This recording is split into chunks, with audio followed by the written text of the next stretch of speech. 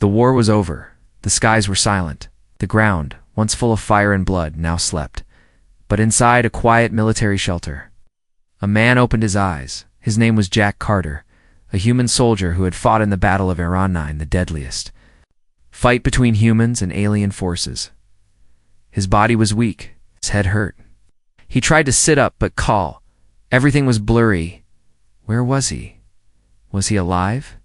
He blinked slowly. The lights above him were soft and white. This was not the battlefield. He was lying on a thin bed, covered with a brown sheet. Medical equipment beeped beside him. His body was covered in bandages. A soft sound caught his attention. Breathing, he turned his head slowly. Beside him, on the floor, curled up like a scared animal, was a girl, not a human girl.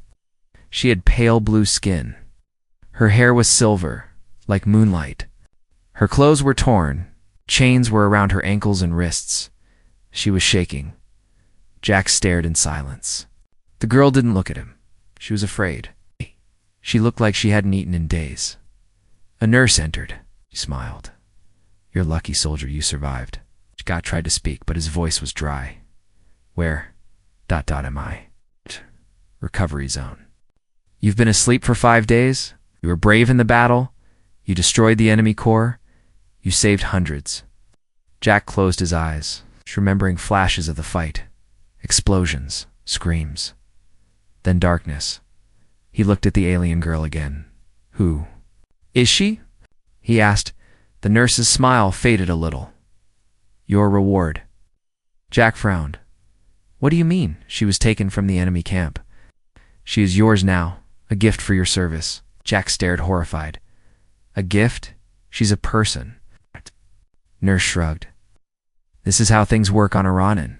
Soldiers get what they earn. She won't fight. She won't speak much. Most of them are trained not to." Then the nurse left. Jack looked at the girl again. Her eyes large, silver, and scared finally met his. "I'm not going to hurt you," Jack whispered. She didn't respond, but her shaking slowed a little. That night, Jack couldn't sleep. He kept looking at the girl. She didn't move. She didn't cry. She just sat quietly, as if waiting for something bad to happen.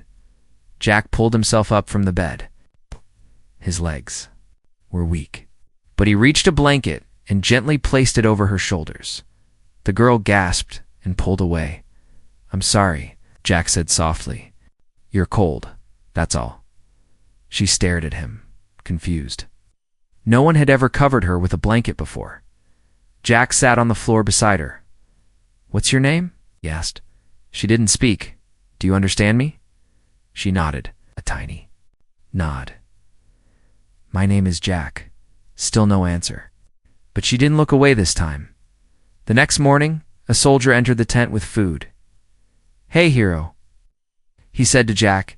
"They say you get the best prize for winning the worst fight." Jack ignored him. "She's not a prize." The soldier laughed. "Sure, but if you don't want her, someone else will take her." Jack's eyes narrowed. He looked at the girl. Her face had gone pale with fear. After the man left, Jack sat with her again. "You're not my slave," he said. "You're safe here, I promise." She looked into his eyes. Her lips moved. "Just once, Lyra," she whispered. Jack leaned in. "What?" "My name is Lyra." Jack smiled gently. "Lyra, that's a beautiful name." She nodded slowly, still unsure if she could trust him. But later that night, when the base was quiet and the stars shone above, Lyra spoke again. Only one sentence. "They will come for me." Soon, Jack looked at her, confused. "What do you mean?" She looked at the chains around her wrists. Then at the door, "They don't give rewards. They recycle them." A chill ran down Jack's spine. Something was wrong in this base. Very wrong, and now he wasn't just trying to recover, he had to protect her from his own people. Lyra sat in the corner, eyes wide open.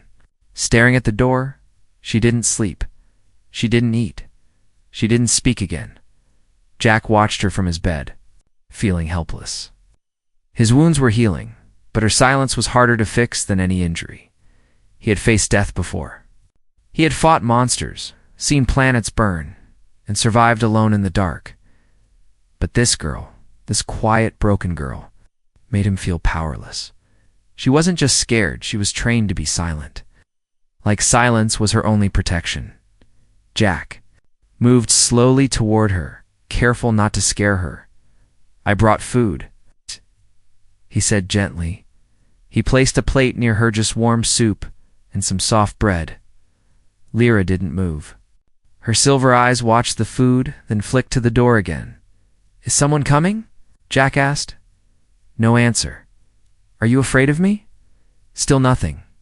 He sighed and leaned back against the wall. "Not like them," he whispered.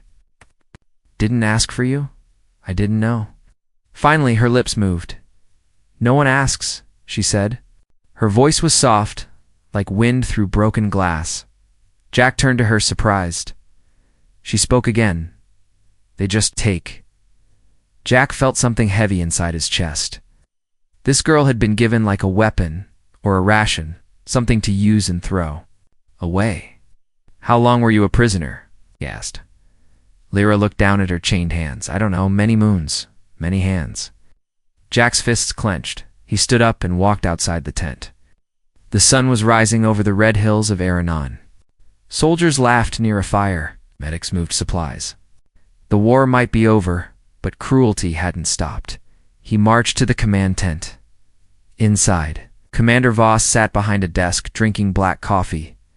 "You look alive," Voss said with a smile. "Didn't think you'd make it." Jack ignored the joke. "I want to talk about the girl." Voss raised an eyebrow.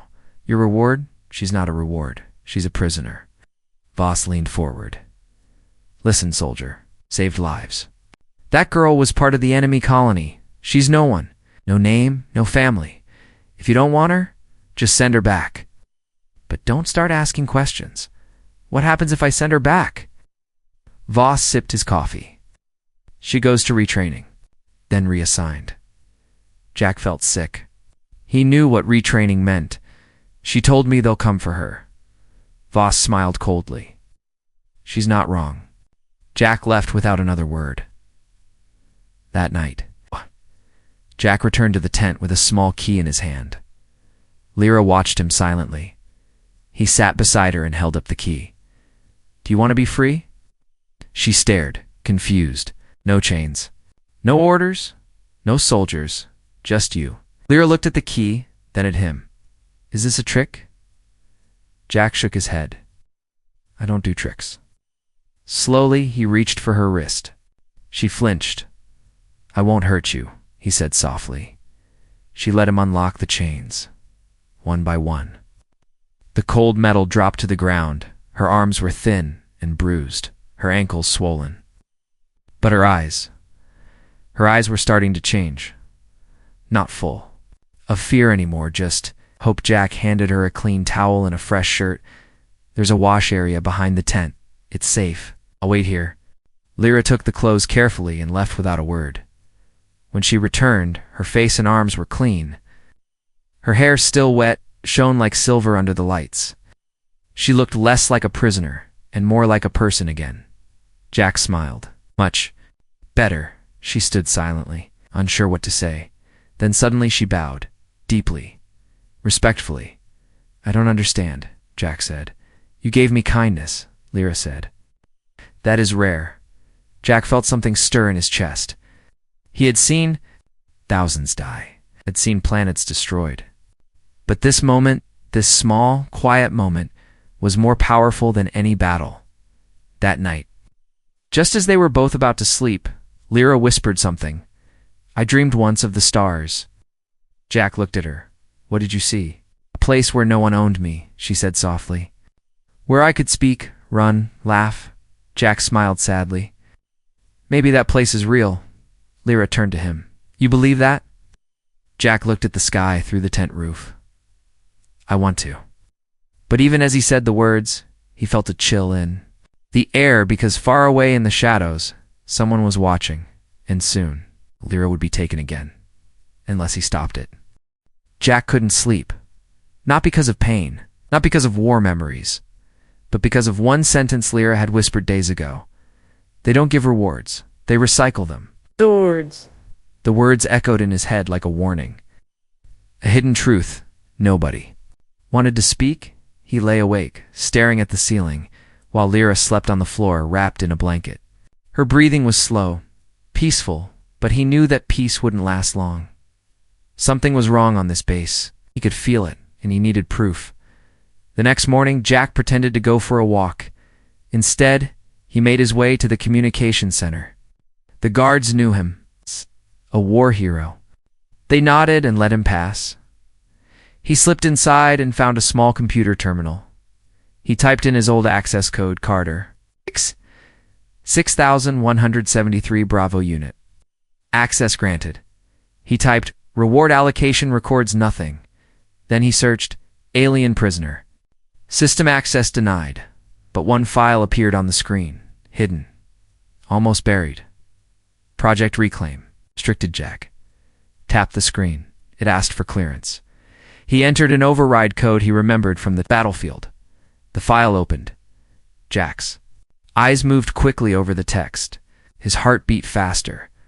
Project Reclaim wasn't about rewards. It was a program, a system. Captured alien women were sent to camps. The pretty ones were chosen, cleaned, trained to stay silent, obey commands, show no emotion. They were never really given to anyone. They were monitored, used, and when soldiers grew tired of them or asked too many questions, the girls were taken away and reassigned to someone else. Over and over. Jack scrolled faster. Then he found something that chilled his blood, a list of active units. He saw Lyra's name, ID, LIRA 974B status, assigned temporary return date, pending collection -48 hours, 2 days. That's all the time he had. Suddenly a voice behind him. What are you doing here? Jack froze. He turned slowly and saw Sergeant Malin, the base technician. I got lost. Jack lied. Wrong room. Malin looked at the screen. His face changed. You shouldn't have seen that, he said coldly. Jack smiled. And yet, I did. And Jack punched him. Malin dropped to the floor. Jack shut down the terminal and rushed back to the tent. Lyra was sitting up when he entered. She looked at him with concern. What happened? Jack didn't answer right away. He locked the door and pulled the curtain shut. Then he looked at her. Serious, Lyra. They're coming for you. Her face turned pale. I found the file, he said. Project Reclaim. It's real. They're going to take you in 2 days. Lyra closed her eyes. I told you. Jack knelt in front of her. We have to leave. Tonight. Where will we go? There's a transport bay. I'll find a way. I won't let them take you again. Lyra's hands shook. You don't have to do this. You don't owe me anything. Jack grabbed her hand. I don't do this because I owe you, he said. I do this because it's right. That night, after sunset, Jack moved carefully through the shadows of the camp. Lyra followed close. Wearing a cloak he found for her, her face was hidden, her steps light. They reached the hangar inside. Parked in the back was a scout ship, small, old but fast enough to escape. Jack smiled. This is it. But Lyra didn't move. What is it? He asked. She pointed to the fuel dock nearby. That ship is empty. Jack cursed under his breath. Then Lyra said something unexpected. There's another ship. In the jungle. Crashed, but fixable. My people hid it before the war. Jack looked at her. Can you get us there? She nodded. If we survive the jungle. They didn't have a choice. The camp wasn't safe. Not anymore. As they slipped past the last guard, Jack whispered one final question. Lyra, what was your life like before? She paused. I was a singer, she said, before the soldiers came. Jack looked at her, surprised. She smiled. Sadly, I haven't sung in a long time. Then they disappeared into the darkness, heading toward danger, hope, and the unknown. But back in the base, Sergeant Malin was waking up, rubbing his jaw and shouting into a comlink. The reward. The unit is missing. The soldier helped her escape. Locked down everything. The jungle of Aranon was no friend to the weak. Tall black trees stood like silent guards, Strange glowing plants blinked in the dark. The wind carried whispers. Somewhere far away, something howled, but Jack didn't stop. He held Lyra's hand as they ran through thick vines and sharp roots. Pushing forward deeper into the wild behind them, alarms echoed from the base. Red lights flashed across the sky. Drones were already in the air. "They'll track us," Jack said, breathing hard. "I know," Lyra replied. "But we have a chance if we keep moving." They moved through wet leaves and strange glowing fog. The moonlight couldn't reach here. But Lyra knew the path. "This way," she whispered, pulling Jack toward a narrow trail hidden by moss. "How far is the ship?" he asked. "3 hills, near a broken waterfall." Jack nodded, holding his side. His wound was bleeding again, but he didn't tell her. They climbed over rocks, crossed cold streams, and past strange alien trees that whispered like they were alive. Suddenly, Lyra stopped. She raised her hand. Jack froze. In the distance, a soft humming sound, a drone. Lyra pulled Jack into the hollow of a tree. They crouched together, silent. The drone passed above them. Scanning with blue lights, Lyra placed her hand over Jack's mouth. The drone paused, hovered, waited, then moved on. Jack exhaled. "That was close." Lyra nodded. "They use heat sensors. If you breathe fast, they hear." Jack looked at her in awe. "How do you know all this?" "I was hunted once before," she said, eyes dark. "I learned." After hours of walking, they reached a ridge. Below it, the ground dipped into a strange crater filled with broken stones and old trees. Lyra pointed. "There." Jack followed her down. His legs were shaking now. They stopped near a large, cracked rock covered in vines. Lyra pushed the vines aside. Beneath them was a metal hatch, old, rusty, but still there. Jack's eyes widened. "Is that it?" Lyra nodded. She touched a hidden panel, and the hatch creaked open. Inside was a small stealth ship, half covered in dirt and moss. It looked dead, but Jack smiled. This might just work. They climbed inside. It smelled like oil and dust. Jack checked the cockpit. No power. Lyra pointed to the console. "We need 2 energy cells. There's one inside. The other one is missing." Jack cursed under his breath. "Where can we get another one?" Lyra looked out the small window. "There's a dead Comes tower nearby. My people stored backup cells there, but it's guarded." Jack didn't even ask who guarded it. He already knew the base had taken over everything. "If I go," he said, "can you fix this?" Lyra nodded slowly. "Yes. If I have both cells, I can fly us out." Jack stood up, grabbing his weapon. "Then I'll bring it back." Lyra looked at him. "You're hurt. You won't make it far." Jack smiled. "Watch me." He stepped into the night again. His steps were slow, but his heart was firm. Back at the base, Commander Voss stared at the screen. Drone footage showed heat signatures in the jungle. 2 bodies.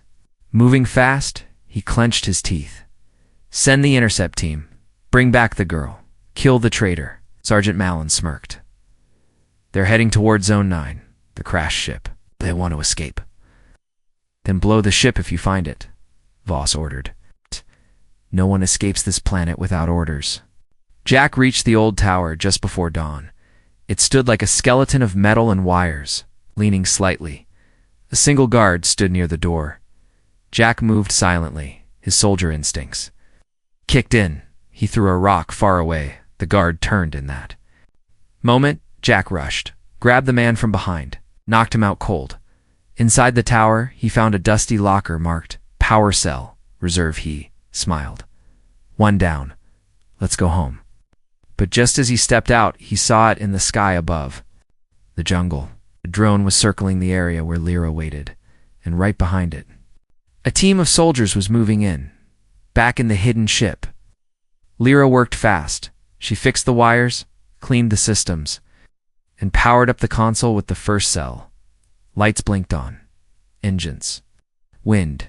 She smiled, then froze. A sound outside. Heavy boots. Voices they. We're here. Lyra grabbed the old blaster. Jack had left behind and stepped toward the door. Her hands shook, but she was done hiding. The forest didn't feel quiet anymore. Birds stopped singing. The air was thick, heavy. Something was coming. Lyra gripped the blaster tightly, standing at the door of the hidden ship. Her hands trembled, but her feet didn't move. She wasn't running this time. She was ready. Through the trees, voices echoed. Spread out. Find the girl. Check the old crash site. Shadows moved between the tree soldiers, armed and alert. Lyra whispered, "Please, Jack, come back." Far away, Jack ran through the jungle, heart pounding. One arm clutched the energy cell. The other pressed against his bleeding side. He had no time to stop. He had seen the drone. He had seen the soldiers moving toward Lyra's position, and if he didn't reach her in time, she'd be gone. Lyra ducked behind a tree as two soldiers passed. One of them paused. "I heard something." He turned, started walking toward her. Step by step, gun raised. Lyra held her breath, her finger on the blaster's trigger. Then a noise from the other side. The soldier turned. Lyra ran. Jack reached the crater edge, breathing. Below him was smoke rising from the ship's engine. She had done it. She had started the systems. He smiled, then heard gunfire. Lyra. He jumped down the rocks, landing hard. Didn't stop, didn't think, just ran. Lyra ducked behind an old engine block as shots fired past her head. She fired back. One shot missed. Second shot hit the soldier's arm. He fell back. She stood up and ran toward the ship. But another guard blocked her way. "You're not going anywhere, alien." He raised his rifle, then a blast from behind. The guard dropped. Jack stood there, bleeding, panting, weapon in hand. "Sorry I'm late," he said. Lyra's eyes filled with tears. "You came back?" Jack smiled. "Told you I would." As they ran into the ship together, Lyra slammed the hatch shut and locked it. Jack handed her the second power cell. "Let's finish this." Lyra plugged it into the console. The ship vibrated. Lights glowed. The engine came to life. Jack fell into the co-pilot's seat, blood on his uniform. "Can you fly it?" he asked. Lyra nodded. "I think so." The screen blinked. Standby launch. Ready in 60 CO onda. South side, soldiers surrounded the ship. "Set charges," one barked. "If they take off, shoot them down." Commander Voss stood nearby, his cold eyes on the wrecked ship. "She's just one alien," he growled. "Blow it up if you have to." Inside, the countdown ticked. Lyra checked the controls. Her fingers moved with speed and purpose. Jack watched her. "You've done this before?" She nodded. "My brother taught me, before he was taken." Looked down. "I'm sorry." Lyra shook her head. "You came back. It's more than most ever do." Outside, 30 seconds. The soldiers raised their weapons. "Fire on my command." Voss shouted, "Inside." 10 seconds. Lyra took a deep breath. Jack grabbed her hand. "Whatever happens, I'm proud of you." Lyra looked at him. "We're not done yet. 3, 2. The ship roared, engines screamed, the ground cracked under them, and then they lifted off rockets, blasted dirt and smoke into the soldiers' faces. Voss screamed, "Shoot them down!" Guns fired. Explosions surrounded the ship, but it rose higher, faster until the jungle disappeared below them. Inside, Jack laughed weakly. "We did it."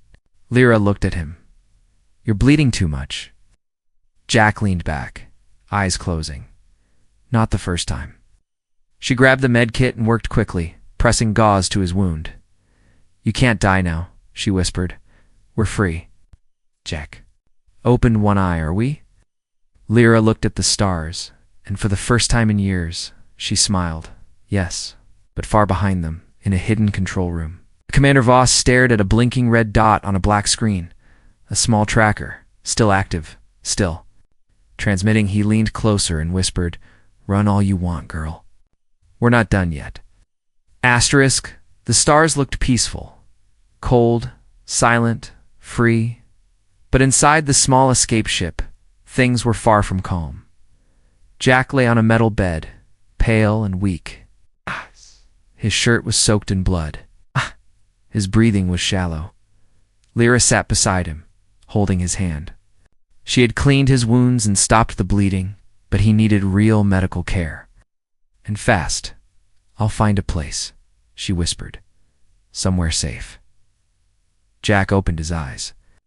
"You still flying this thing?" She smiled gently. Yes. "As you're alive, I'll fly anywhere." They were far from the base now, floating between moons, avoiding patrol routes. Lyra had turned off the ship's tracker system, or so she thought. She set a course to a hidden moon station her people once used during the war. It had food, medicine, and shelter. No soldiers. No humans. Just quiet peace. Or so she hoped. Back on Iran Nin, inside the command center, Commander Voss leaned over a glowing screen. A red dot blinked, slowly across a black star map. The girl's ship, still transmitting. "Amateurs," Voss muttered. He turned to his pilot. "Prep the hunter's ship. Small crew. Silent approach." He smiled darkly. "I'll bring the traitor back myself." Hours later, Lyra guided the ship into landing mode. The hidden station sat on the side of a dark gray moon. Half buried under rocks and ice, she touched down gently. Jack was still asleep. Breathing faintly, Lyra kissed his forehead. "Wait here. I'll get supplies." She stepped into the frozen air, her boots crunching over the cold ground. The entrance door creaked open, welcoming her into a dusty, abandoned world. Inside, she found what she needed. Medical packs, energy bars, clean water, hope. But something felt off. Too quiet, too still. She hurried back toward the ship. She didn't make it. A shadow stepped in front of her, Commander Voss. Helmet off, cold eyes, gun in hand. "Hello again," he said. Lyra froze. "You thought you escaped?" Voss growled. "You really believed a traitor and a slave could outrun a system built to break you?" She stepped back. He raised his gun. "Where is the soldier?" Lyra said nothing. Voss moved closer. "I should have killed you on day one," he hissed. "But now I'll enjoy this." Suddenly, a loud blast echoed behind him. Jack, standing in the ship's doorway, holding a rifle. It's barely standing, but his eyes were fire. "Step away from her," Jack growled. Voss turned, smiling. Look who's alive. Limped forward. "This ends here," Voss laughed. "You're weak, bleeding. You can't even aim straight." Jack kept moving. "Try me." Lyra grabbed a rock, ready to strike, but Voss noticed. He turned and hit her across the face with his weapon. She fell hard. Jack shouted and fired. The blast missed Voss by inches. Voss rushed forward and tackled Jack to the ground. Fought fists, elbows, knees. Blood spilled on the cold moon dirt. Jack punched. Voss slammed his head. Lyra crawled forward, dizzy. She reached for the fallen gun. Jack gasped. "Lyra now." She turned, pulled the trigger. Boom. Voss dropped. Silence, then Jack coughed, sitting up. "Remind me not to make you mad." Lyra helped him stand. Her face was bruised, but her eyes were fierce. "Are you okay?" she asked. Jack nodded slowly. "I will be." They looked down at Voss's still body, and then Lyra noticed something blinking on his wrist. A signal, a tracker. "They're coming," she whispered. He wasn't alone. Jack looked at her. "Then we don't stay." They rushed back into the ship. Lyra fired up the engines while Jack slumped into the co-pilot's seat. Outside, distant lights began to appear. More ships approaching. She hit the thrusters. The escape ship blasted off the moon, rising fast into the dark.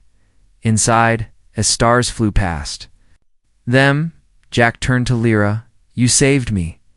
Lyra smiled softly. "You saved me first." He reached into his pocket and pulled out something smaller. Necklace. Her necklace. The one taken from her when she was captured. "I found it. In the base records room," he said. "Figured you'd want it back." Lyra stared at it for a moment, then slowly put it around her neck. Tears filled her eyes. For the first time in years, she felt whole. Jack leaned back, looking through the window at the stars. So, where to now? Lyra looked at the galaxy map. A place with no chains, she whispered. Jack nodded. That sounds perfect. But deep in space. Dark ship. Bigger than all others, waited in silence. Inside, a new voice whispered in the shadows. One slave rebelled. A soldier betrayed us. It's time to remind the galaxy why humans always win. Stars moved fast across the window as the escape ship sped through the galaxy. Jack lay back, pale but alive. His wound had been treated with the moon station's medicine, still weak but healing. Lyra sat in the pilot's seat, her hands tight on. The controls, neither of them spoke much. Freedom was near, or so they thought. Just as Lyra set course toward a distant green planet, one known to shelter outlaws and refugees. The ship beeped. Warning. Tracking signal detected. Multiple ships in pursuit. Lyra's heart froze. She checked the system. Somehow, they were still being followed. Boss's tracker was gone. But someone else had picked up the trail. Jack leaned forward. How many ships? Too many, Lyra said. Softly. We can't outrun them. Jack looked at her. Then we fight. A massive black ship appeared behind them in the distance. Unlike the others, this one was old, silent, like a ghost in space. Inside, Commander Ulrich, Voss's superior, watched the screens. Bring them in alive, he said. We need the soldier for the trials, and the girl. She's become a symbol. A younger officer frowned. Sir, what if they resist? Ulrich smiled coldly, then remind them what death feels like. Back in the escape ship, Lyra made a choice. We can't go forward, she said. Not with those warships. They'll shoot us down before we even land. Jack stared at her. What are you saying?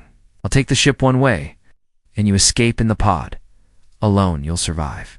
Jack shook his head. No, you must, she said, voice breaking. You're still a soldier. You can find allies. Tell the truth. Save others. Jack grabbed her hand. I won't leave you again. Lyra looked at him. Truly looked. Eyes wet with fear and love. Then we do this together, she whispered. One last fight. The escape ship turned suddenly, facing the incoming warships. Lyra's fingers flew across the control panel. She rerouted all remaining power into the front shields and main cannons. Jack took the co-pilot's seat, checking systems, readying weapons. He glanced at her. You ready? Lyra nodded. No more cages. No more chains. They launched forward. Battle began. Bright red beams shot across space. Lyra dodged, weaving the small ship between blasts. Jack returned fire, targeting the weakest enemy ships. One fighter exploded. Then another, but more kept coming. A blast hit their left wing. The ship shook hard. Smoke filled the cabin. Lyra screamed, trying to keep control. We won't make it, Jack shouted, but she kept flying. For freedom, she said. Jack looked at her with pride. Then the ship was hit again. This time, power died. They were falling. Silence, darkness. Jack woke to the sound of wind. Wind. He opened his eyes, sunlight green. Trees, a sky. He coughed, sitting up. His head hurt, but he was alive. The escape pod, it must have launched before the crash. He looked around alone. No. He limped to the crash site, smoke rising from the wreckage. He searched for hours, screamed her name, but Lyra was gone. Only a small burned cloth from her dress remained. He fell to his knees. Tears running down his face. Days passed. Jack walked. Found people, refugees, rebels, old fighters. He told them everything. About the slave auctions, the secret missions, the brave alien girl who gave her life for freedom. Word spread. Soon, others joined. A new resistance began. Years later, a new world was built. Free people, alien and human. Living side by side, Jack stood at a tall white stone. Lyra's name carved on it. He placed her necklace there. I still hear your voice in the stars, he whispered. You didn't die. You lit the fire. Behind him, young. Children trained with rebel gear. One of them looked up at him. Sir, are the stories true? Jack smiled. They're not stories. You're just the beginning. The screen fades to black. Freedom has a cost, but so does silence. Was their story. Yours begins now.